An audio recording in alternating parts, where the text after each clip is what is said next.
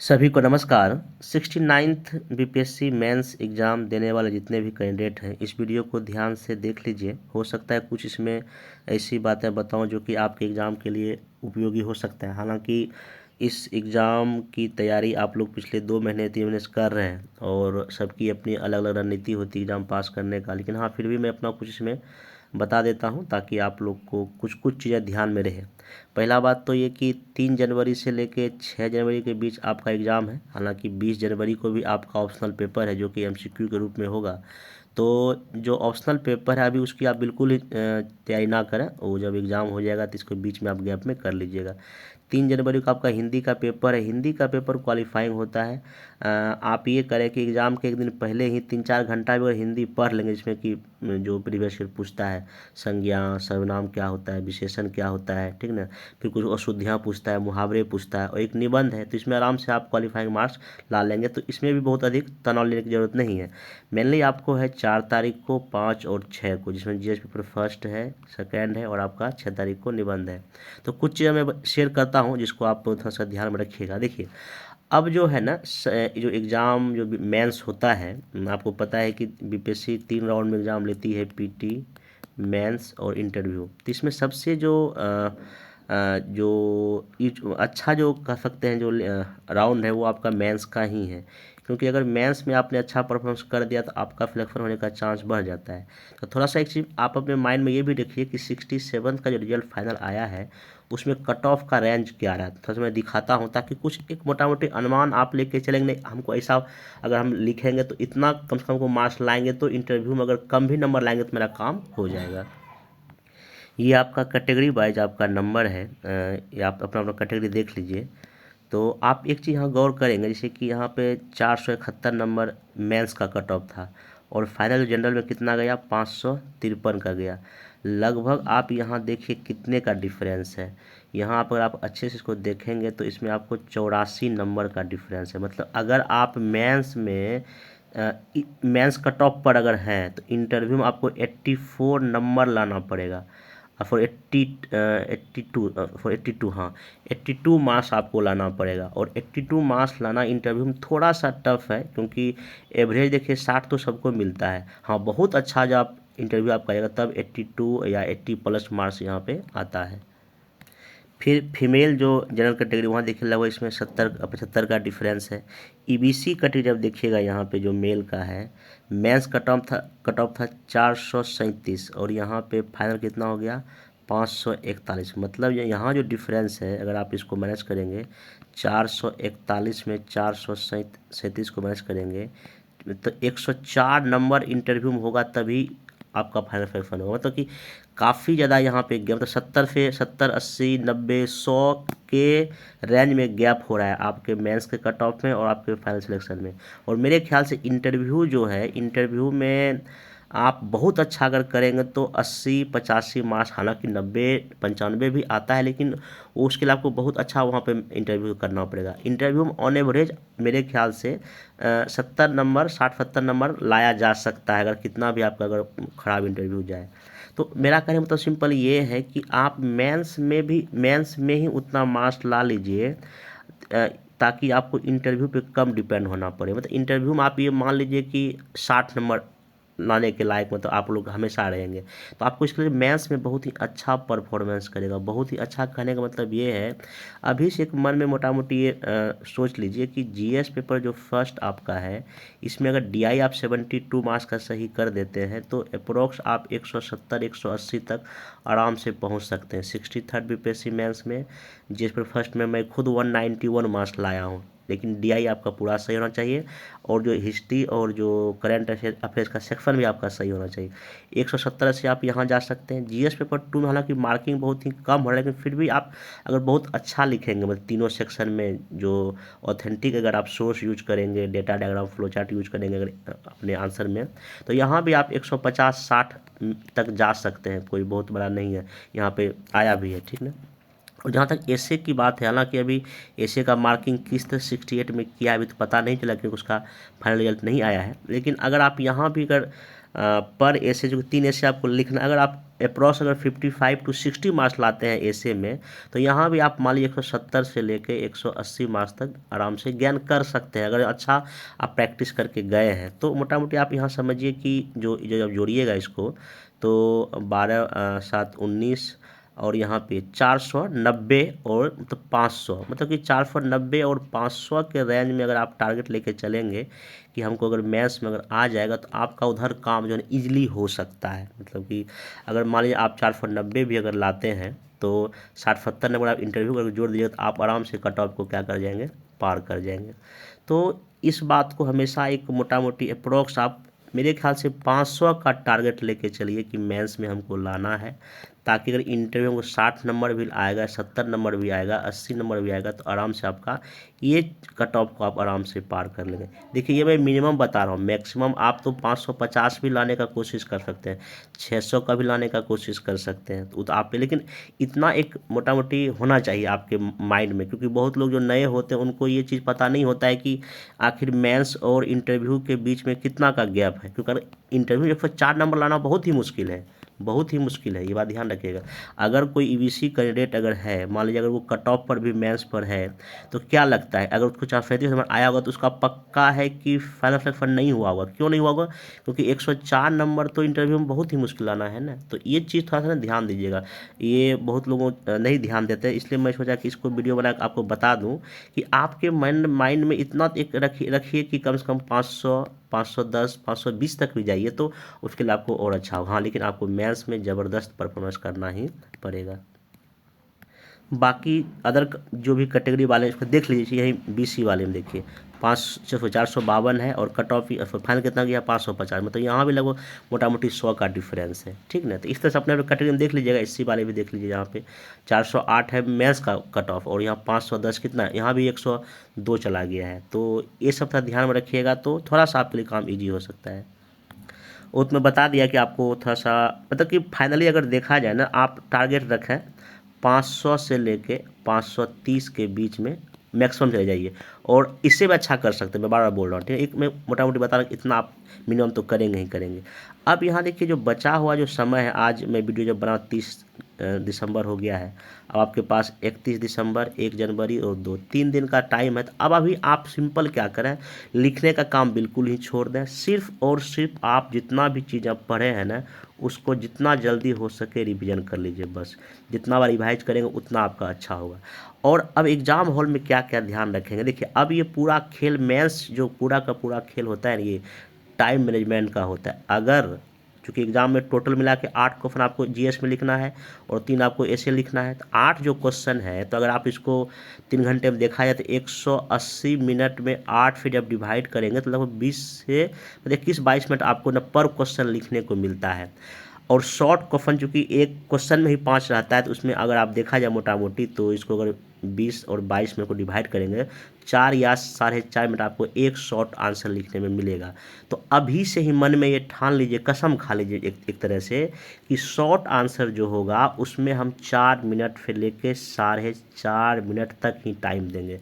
अगर आपकी speed 1 minute में 25 शब्द लिखने की है, तो आराम से 4 मिनट में यहाँ 100-120 शब्द लिख के निकल जाएंगे। लॉन्ग आंसर भी आपको 20 से लेके 21 मिनट में ही लिखना है, क्योंकि देखिए क्वेश्चन को पढ़ेंगे, उसको समझेंगे भी तो। 68 का क्वेश्चन देखिए, शॉर्ट क्वेश्चन में कुछ लंबा लंबा करके दिया गया था, लॉन्ग का भी थोड़ा जो लैंग्वेज काफ़ी थोड़ा डिफिकल्ट कर दिया गया था। जब तक आप क्वेश्चन को नहीं समझे, क्वेश्चन को समझने में आपको 2-3 बार क्वेश्चन को पढ़ना पड़ेगा, फिर माइंड मैप भी बनाना है, क्या क्या हमको लिखना है। कई लोग क्या करते हैं, क्वेश्चन पढ़े लिखना शुरू कर दिया। ऐसा गलती से मत कीजिएगा, मैं भी बोल देता हूँ, क्योंकि वहाँ पर आपका आंसर गलत होना तय है। पहले क्वेश्चन को पढ़िए 1 बार 2 बार, उसके की टर्म को आइडेंटिफाई कीजिए, फिर एक मोटा मोटी वहीं पे क्वेश्चन पेपर पे ही आप एक फ्लो चार्ट मोटा मोटी बना सकते हैं, या कहीं रफ में जहाँ भी आपको जगह मिले, और तब आप आंसर लिखना शुरू कीजिए। पहले से आपने डेटा को कलेक्ट कर लिए लिखने से पहले, इन्हें की डायरेक्ट लिए लिखना शुरू करें, ऐसा बिल्कुल ना करें। तो आप 20 से 21 मिनट आप लॉन्ग आंसर में देंगे, ठीक ना। डीआई का जहाँ तक सवाल है, तो डीआई में आप थोड़ा सा सावधानी रखेंगे। अगर बहुत लेंदी डीआई है तो उसमें आप बहुत ही सावधानी से बनाएंगे। और डीआई का क्वेश्चन सेलेक्ट करना भी एक कला है। आप मेरे ख्याल से जहाँ पाई चार्ट होगा और पाई चार्ट के साथ इस तरह एक टेबल दिया होगा तो वो क्वेश्चन थोड़ा सा इजी होता है, उसमें रेशियो या परसेंटेज पूछने का कोशिश करता है वो। बाकी जिसमें एक सिर्फ ग्राफ रहता है, ग्राफ में बहुत ही डिफ़िकल्ट रहता है, मतलब उसको डेटा को पहचाना। तो 4 क्वेश्चन जो रहेगा ना, थोड़ा सा उसमें थोड़ा सा ध्यान, मतलब सावधानी पूर्वक डीआई को सिलेक्ट कीजिएगा। और उसमें जो क्वेश्चन रहता है ए बी सी डी, उसमें भी देखिएगा क्या क्या वो पूछ रहा है, एक दो कंपेयर कर लीजिएगा कहाँ आपको कैलकुलेशन कम करना पड़ रहा है, तो वो आपको एग्जाम हॉल में थोड़ा सा करना पड़ेगा।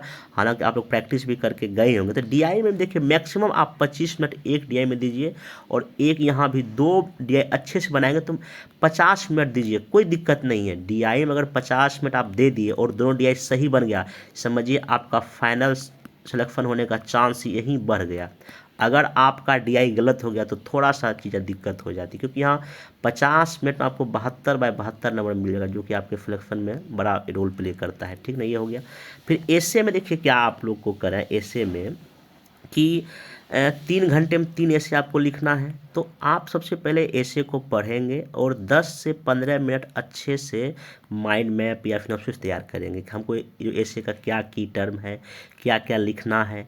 एसे के हर एक वर्ड को अच्छे से पढ़िएगा। इन्हें की क्वेश्चन कुछ ऐसे कुछ और है, आप लिख के कोई और थीम पे आगे, नंबर आपको वहाँ बहुत ही कम मिलेगा। इसलिए एसे को समझना बहुत ज़रूरी है, खास करके जितना भी फिलोसफिकल एसे पार्ट फर्स्ट में भी पार्ट सेकंड में भी पूछ रहा है।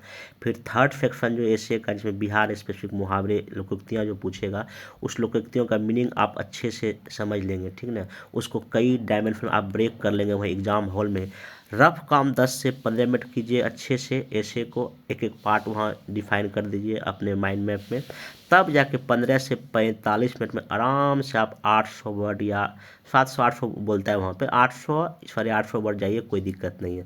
अगर 50 मिनट आप लिखते हैं तो अगर 1 मिनट में अगर 20 वर्ड भी लिखते हैं तो 1000 हो जाता है। लेकिन आपको वहाँ सोच सोच के लिखना है, तो आप 800 वर्ड में आराम से ऐसे को ख़त्म करें, कहीं कोई दिक्कत नहीं है। ठीक, तो ये तो हो गया कि आपको, मैं फिर बोल देता हूँ, अब ये मेंस एग्ज़ाम पूरा पूरा आपके टाइम मैनेजमेंट का है। अगर आप 3 घंटे में सारा क्वेश्चन अटेम्प्ट कर देते हैं ठीक ठाक ढंग से, तो आराम से आपका मेंस क्वालिफाई हो जाएगा, कहीं कोई दिक्कत नहीं है। हाँ, अब इसमें कई लोग कहते होंगे कि नहीं कुछ क्वेश्चन में बहुत अच्छा जानता हूँ, उसमें अधिक टाइम दूंगा। हाँ, आप दे सकते हैं, लेकिन आप ये नहीं कि किसी दूसरे क्वेश्चन को आप बिल्कुल छोड़ के आगे, ऐसा ना करें। आप इतना दिन से मेंस पीटी पढ़ाई कर रहे हैं, अगर कोई भी क्वेश्चन पूछे तो कुछ ना कुछ तो आप जानते होंगे, उसमें कुछ ना कुछ भी जरूर लिखिए। अगर मान लीजिए लास्ट में अगर टाइम ना बचे, आप किसी क्वेश्चन को लिखने में आपको 10 मिनट ही बच रहा है लास्ट क्वेश्चन लिखने में, आप उसमें फ्लो चार्ट को यूज करके या बहुत ही की टर्म को यूज करके भी आंसर को लिख सकते हैं। कोई भी आंसर छोड़ना नहीं है, कोई भी आंसर छोड़ना बिल्कुल नहीं है, ये बात हमेशा आप ध्यान में रखें। तो ये मैं पूरा का पूरा आपका जो खेला अब है ये टाइम मैनेजमेंट पे है। जितना जो बेहतर करेगा टाइम में, उसका मेंस क्वालिफाई होने का चांस बढ़ेगा। बाकी तो नॉलेज तो खैर है ही, अगर आप अच्छे से हर एक टॉपिक को हिस्ट्री ज्योग्राफी पॉलिटी सब रिवाइज अगर किए होंगे, अगर क्वेश्चन देखते हैं आपको सब कुछ वहाँ अगर इजली याद आ रहा होगा तो आपका और अच्छा आ जाएगा। लेकिन हाँ, उसमें भी कई लोगों का क्या होता है, नॉलेज बहुत है, बहुत नॉलेज है, इतना नॉलेज है कि समझिए कि नॉलेज नॉलेज है, लेकिन वहाँ एग्ज़ाम हॉल में टाइम मैनेजमेंट नहीं कर पाते, इसलिए उनका मैथ्स नहीं हो पाता है। 67 68 में से कई सारे थे मेरे साथ जुड़े हुए स्टूडेंट जिनका काफ़ी अच्छा नॉलेज था, बट वो टाइम मैनेजमेंट वहाँ नहीं कर पाए एग्ज़ाम हॉल में। किसी प्रश्न में दे दिए आधा घंटा, किसी में दे दिए 10 मिनट, तो मामला गड़बड़ हो गया। तो इस चीज़ का हमेशा आप ध्यान रखिए। अब यहाँ पे कुछ चीज़ें और बताता हूँ कि क्वेश्चन को अटैम्प्ट करने का क्या आपका तरीका, हालांकि आप लोग बहुत सारा टेस्ट दिए होंगे, लेकिन फिर भी देखिए जीएस पर जो फर्स्ट होता है, अगर आपका डीआई बहुत अच्छा है तो सबसे पहले डीआई बनाने का कोशिश करें, अगर है अच्छा तो। अगर नहीं है तो आप डीआई को बीच में बना सकते हैं, या जैसे आपने टेस्ट में बनाया है प्रैक्टिस में वैसे सॉल्व करें, लेकिन कैलकुलेशन बहुत ही आपको सही रखना पड़ेगा, इसमें गलती ना करें। ठीक ना, हिस्ट्री के सेक्शन देखिए आर्ट एंड कल्चर का जो क्वेश्चन आएगा उसको अच्छे से अटैम्प्ट कीजिएगा। ठीक ना, और जो थॉट जो विचारधारा का क्वेश्चन आता है नेहरू जी का, गांधी जी का, टैगोर जी का या और का, उसको भी काफ़ी अच्छे से आप लिख सकते हैं। और देखिए आर्ट एंड कल्चर के प्रश्न में जब भी कभी प्रश्न के की टर्म को देखिएगा, पूछता है विशेषता ही लिखिएगा, इन्हें पूरा भाषण लिख के आ जाइएगा। और आर्ट एंड कल्चर में कोशिश कीजिएगा कि उसका क्या अभी वर्तमान में प्रभाव पड़ रहा है हमारे देश के अर्थव्यवस्था पे, वो 1-2 लाइन लिखने की कोशिश कीजिएगा। विचारधारा अगर किन्हीं का लिखिएगा तो अभी वर्तमान में उस विचारधारा का क्या प्रयोग, जैसे मान लीजिए कभी हमास इजराइल युद्ध हो रहा है, रशिया यूक्रेन युद्ध हो रहा है, तो महात्मा गांधी के अहिंसा की विचारधारा का तो यूज अभी है ही, तो 1-2 लाइन में आप इसको दिखाने का कोशिश कीजिएगा। रविन्द्रनाथ टैगोर का राष्ट्रवाद, अंतर्राष्ट्रीयवाद कितना बेहतरीन था कि अगर उनके विचारधारा पे चला जाए तो ये इजराइल हमास और रशिया को ऐसा युद्ध ही ना हो। तो आप कोशिश कीजिएगा उस विचार का क्या अभी इम्पोर्टेंस अभी वर्तमान परिप्रेक्ष्य में, उसको 1-2 लाइन लिख सकते हैं, अच्छा मार्क्स ज्ञान होगा। बाकी जब भी कभी विद्रोह का क्वेश्चन या आंदोलन का क्वेश्चन लिखिएगा तो किसी बड़े इतिहासकार का स्टेटमेंट लिखिएगा। अगर आप मेरा वीडियो अगर यूट्यूब में देखे होंगे तो मैं जितना भी लेक्चर लिया हूँ हिस्ट्री का मेंस के पॉइंट ऑफ व्यू से, सब में मैं कथन या स्टेटमेंट लिख के बताया हूँ, तो आप उसका भी यूज कीजिएगा। और जहाँ जहाँ होगा मैप, जैसे कि कोई संथाल विद्रोह है या बिरसा मुंडा विद्रोह है, आप उसको मैप में कहीं कहीं थोड़ा सा लोकेट करना कर दीजिएगा। करंट अफेयर्स के क्वेश्चन में बात ध्यान रखिएगा कि इंट्रोडक्शन करंट से शुरू कर सकते हैं। बॉडी पार्ट में अच्छा कंटेंट यूज होना चाहिए, जहाँ भी फ्लो चार्ट हो, डेटा डायग्राम यूज कीजिए। और करंट अफेयर क्वेश्चन में एक होता है आगे की राह, 2-3 पॉइंट जरूर लिख दीजिएगा, उससे आपको 1-2 नंबर ज़्यादा मिलने का चांस रहता है। जीएस पेपर 2 की जहाँ तक बात है, ये भी पूरा करंट वेस्टिंग होता है। तो इसमें देखिए एक चीज़ होता है कि मैं अपनी बात बता रहा हूँ, तो साइंस टेक मेरे लिए ज़्यादा इजी था अटैम्प्ट करना। तो अगर आपका साइंस टेक में 2 क्वेश्चन बहुत अच्छा आपको लग रहा है तो साइंस टेक भी पहले मतलब कि अटैम्प्ट कर सकते हैं। नहीं तो फिर बोल रहा हूँ, जो आप पहले से एग्ज़ाम मतलब मेंस एग्ज़ाम में करते हैं वैसे ही करें, कोई दिक्कत नहीं, लेकिन हाँ इसमें से मार्क्स अच्छा गेन किया जा सकता है, तो वो आप देख लीजिएगा। तो अगर साइंस टेक ही अगर आप अटैम्प्ट कर रहे हैं तो इसमें कोशिश कीजिएगा जो एप्लीकेशन पूछता है, जैसे कि बाढ़ और सूखे में साइंस टेक की क्या भूमिका है, तो जब भी कभी आप साइंस टेक का भूमिका लिखें उसको कई एरिया में बांटिए। उसमें स्पेस का क्या भूमिका होगा, बायोटेक्नोलॉजी का क्या भूमिका होगा, नैनोटेक का क्या भूमिका होगा, डिफेंस का क्या भूमिका हो सकता है, आईटी फील्ड क्या, और इलेक्ट्रॉनिक्स का क्या भूमिका हो सकता है। तो ऐसे ऐसे करके, अगर एग्रीकल्चर है, एग्रीकल्चर के विकास में इन सब की भूमिका है, तो आप ऐसे करके, हालांकि जो मैं कई यूट्यूब पर वीडियो बनाया हूँ इस तरह का, आप देख सकते हैं। और मैं अपने टेलीग्राम चैनल पर कई तरह के मोरल आंसर शेयर किया हूँ, नोट शेयर किया हूँ मेंस के रिगार्डिंग, उसको भी आप पढ़ के इन सब चीज़ों को आराम से सीख सकते हैं, ठीक ना। फिर पॉलिटी का जब आंसर क्वेश्चन अटैम्प्ट करें तो कोशिश करें कि अनुच्छेद का प्रयोग जहां भी संभव हो सके, सुप्रीम कोर्ट के जजमेंट का प्रयोग करें, कमिटी समिति का रिपोर्ट, सरकारी आयोग है या और भी कई सारे चुनाव सुधार का समिति गठित हुआ है। और लेटेस्ट एग्जाम्पल, जैसे कभी जो चुनाव हुआ है विधानसभा का चुनाव 5 राज्यों में, राजस्थान, मध्य प्रदेश समेत, यहाँ क्या आखिर हुआ, यहाँ का मतदान व्यवहार कैसा रहा, यहाँ का वोटिंग चीज़ें कैसी रही, यहाँ का जो परिणाम किस विकास का है कि व्यक्तिवादी राजनीति है। तो आप अगर चुनाव से क्वेश्चन पूछ रहे तो आप ऐसे लेटेस्ट एग्जाम्पल का यूज करें, चाहे न्यायिक सक्रियता को क्वेश्चन आ जाए, फंडामेंटल राइट पे क्वेश्चन आ जाए, तो आप इन सब चीज़ों को लेटेस्ट एग्जाम्पल पर ध्यान दीजिएगा। अगर राज्यपाल का क्वेश्चन आ जाए, अभी हाल फिलहाल में राज्यपाल के काफ़ी बड़े मुद्दे पंजाब में, केरला में आपको देखने को मिल रहा है, बिहार में भी देखिएगा। कल परसों शिक्षा विभाग को जो है ना राज्यपाल भवन से कुछ आदेश आया है, तो वहाँ भी कुछ टकराव देखने को मिलता है। तो लेटेस्ट एग्जाम्पल आपको लिखना जरूरी है। फिर जो इलेक्शन वॉच का रिपोर्ट आप कीजिए। और एक चीज़ और कीजिएगा कि इसमें आगे की राह आप जो है जरूर दिखाइएगा। हर एक पॉलिटी के आंसर में ना आगे की राह अगर लिख देंगे तो यहाँ पर आपको 2-3 नंबर आराम से बढ़ जाएगा। इकोनॉमिक्स और ज्योग्राफी के जब आंसर आप क्वेश्चन अटैम्प्ट कर देखिए, इसमें रिपोर्ट डेटा का यूज कीजिएगा, फैक्ट का यूज कर सकते हैं, ग्राफ का यूज कीजिए या लाइन ग्राफ का यूज कीजिए, तो अच्छा मार्क्स आपको मिलेगा। और ज्योग्राफी में मैप तो बना दीजिएगा, जैसे हमारे बिहार का ही कुछ भी लिख रहे हैं तो मैप बना दिए, इंडिया का ही यहीं पे आप आराम से मैप बना देंगे तो आपका जो है ना ज़्यादा ईजी हो जाएगा। तो यहाँ पे साइंस टेक, पॉलिटी और इकोनॉमिक्स और ज्योग्राफी, तो कैसे कैसे क्या चीज़ें ध्यान में रखना है ये मैं आपको डिस्कस कर दिया। जहाँ तक ऐसे या निबंध की बात है तो मैं फिर बोलता हूँ कि 3 सेक्शन रहेगा, ए रहेगा, बी रहेगा, सी रहेगा, 1 2 3 4, 1 2 3 4, 1 2 3 4 क्वेश्चन रहेगा। तो यहाँ पे ऐसे का सिलेक्शन इम्पोर्टेंट है, उस ऐसे को सेलेक्ट कीजिएगा जो आप ऑलरेडी प्रैक्टिस कर चुके हैं। इन्हें का ऐसा ऐसे लिखना शुरू कर दीजिए जिसका आपने प्रैक्टिस ही नहीं किया है। ऐसे के की टर्म को अच्छे से आइडेंटिफाई कर लीजिएगा, ठीक ना।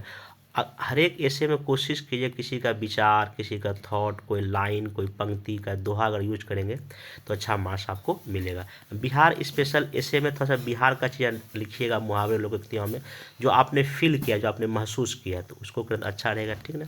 बाकी एक क्वेश्चन होता है कि कौन सा पेन हम लोग यूज करें, जिससे आप पिछले 3-4 महीने में जिस पेन से लिख रहे हैं उसी पेन को यूज कीजिए। इन्हें एग्जाम हॉल में किसी नई कंपनी का खरीद लिए तो आपका जो मामला गड़बड़ हो जाएगा, ठीक ना।